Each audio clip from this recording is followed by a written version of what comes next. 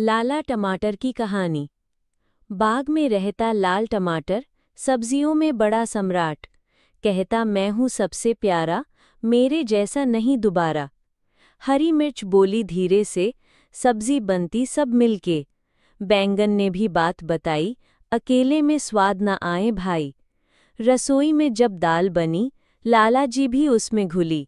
रस फैल गया महका घर, सब बोले वाह स्वाद तो भर।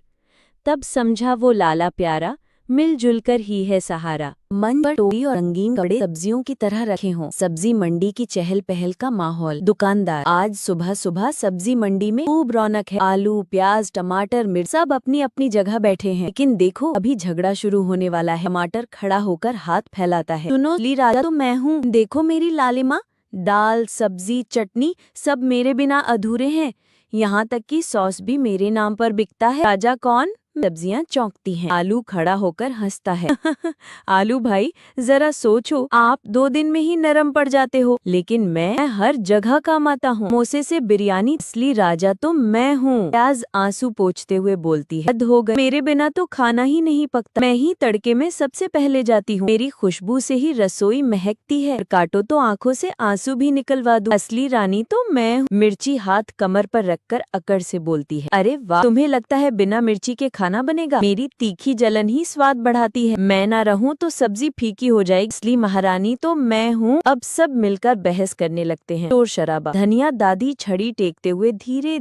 एक छोटे से गांव में रामू लोहार नाम का एक गरीब लोहार रहता था। उसका घर मिट्टी और फूस का बना हुआ था। उसके पास अपनी छोटी सी भट्टी और औजार, जिनसे वो पूरे गांव के लोगों के लिए हल, दरांती, कुल्हाड़ी, कुदाल और घोड़ों की नाले बनाया करता था। रामू मेहनती तो बहुत था, लेकिन मेहनत का सही मूल्य उसे कभी नहीं मिला। लोग उससे काम करवाते, परंतु मजदूरी देने में टाल मटोल कर देते। कोई कहता रामू अगले हफ्ते दे दूंगा, कोई कहता अभी पैसे नहीं है, फसल बिके तो दे दूंगा, और कुछ तो ऐसे भी थे जो कभी पैसे देते ही नहीं थे। रामू का संघर्ष। रामू की पत्नी गोमती और 2 छोटे बच्चे थे। घर का चूल्हा अक्सर खाली ही रह जाता। बच्चे भूख से रोते तो रामू का दिल टूट जाता, परंतु रामू हार मानने वाला आदमी नहीं था। वो रोज सुबह उठकर भट्टी जलाता और लोहे पर हथौड़ा चलाता। उसका सपना था कि एक दिन वो अपने बच्चों को पढ़ा लिखाकर बड़ा आदमी बनाएगा, पर सपने और हकीकत में बहुत फासला था। गाँव में मेले की तैयारी। एक दिन गाँव में बड़े मेले की घोषणा हुई। आसपास के गाँव से लोग आने वाले थे। मेले में घुड़दौड़ की प्रतियोगिता भी रखी गई थी। प्रतियोगिता जीतने वाले को बड़ा इनाम मिलने वाला था। रामू के मन में विचार आया कि अगर मैं किसी घोड़े के लिए मजबूत और टिकाऊ नाल बना दूं, तो मालिक जीत सकता है और शायद मुझे भी अच्छा इनाम मिल जाए। नाल बनाने की कोशिश। रामू ने दिन रात मेहनत। उसने सबसे बढ़िया लोहे को भट्टी में गलाकर 4 नाले तैयार की। हर चोट पर वो ये सोचता कि ये नाल किसी की किस्मत बदल सकती है, शायद मेरी भी। मेला वाले दिन सुबह सुबह रामू उन नालों को लेकर मेले में पहुंचा। उसने बहुत से घोड़ों के मालिकों को अपने नाल दिखाए, लेकिन सभी ने कहा हमारे पास पहले से नाल है, हमें नई नाल की जरूरत नहीं। रामू निराश हो गया। उसकी आंखों में आंसू आ गए। उसने सोचा शायद किस्मत हमेशा मेरी दुश्मन ही रहेगी। किस्मत का मोड़। तभी एक घोड़े का मालिक दौड़ते हुए आया। उसका घोड़ा शेरा अचानक लंगड़ा गया था, क्योंकि उसकी एक नाल टूट गई थी। प्रतियोगिता शुरू होने में थोड़ी ही देर थी। वो आदमी परेशान होकर गांव में रामू नाम का एक किसान रहता था। वो बहुत साधारण जीवन जीता था, लेकिन उसका सपना था कि उसकी फसल पूरे गांव को खुशहाली दे। सुबह सूरज निकलने से पहले ही वो बैल लेकर खेत की ओर निकल जाता। धूप, बारिश और ठंड, किसी भी मौसम में उसने हार नहीं मानी। एक साल भारी सूखा पड़ा।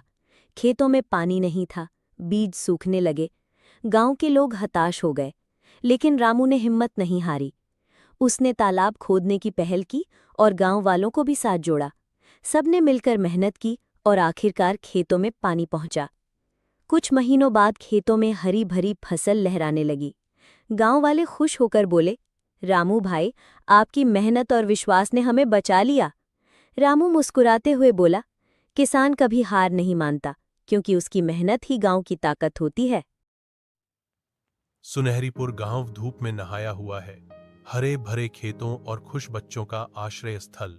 सामंजस्य के बीच राघव काका घोषणा करते हैं, मेरे बच्चों, खेत में अनाज उगता है, लेकिन असली सोना हमारी कड़ी मेहनत और आपसी सामंजस्य है। ग्रामीण काम कर रहे हैं। उनके चेहरे सूरज की गर्मी और उनकी मेहनत की समृद्धि को दर्शाते हैं। सूखे गांव में मातम छाया हुआ है, क्योंकि परिवार अपने घरों को छोड़ रहे हैं। रीना और मोहन सूखे तालाब के बगल में खड़े होकर विचार कर रहे हैं कि कैसे अपने गांव में हरियाली वापस लाई जाए। मोहन की आवाज दृढ़ संकल्प के साथ उठती है। अगर हम सब मिलकर तालाब को साफ करें और पानी लाने के लिए एक नहर बनाएं, तो गांव फिर से हरा भरा हो जाएगा। सामूहिक प्रयास की एक सिम्फनी में ग्रामीण अपने तालाब में फिर से जान फूंकते हैं। बच्चे मिट्टी के साथ भागते हैं, बुजुर्ग प्यार से पेड़ लगाते हैं। राघव काका की आवाज ज्ञान से गूंजती है, याद रखना बेटे, गांव की असली ताकत उसकी मिट्टी में नहीं, बल्कि ग्रामीणों की एकता में है। एकजुट ग्रामीण चिल्लाते हैं, हमारा गांव, हमारी ताकत।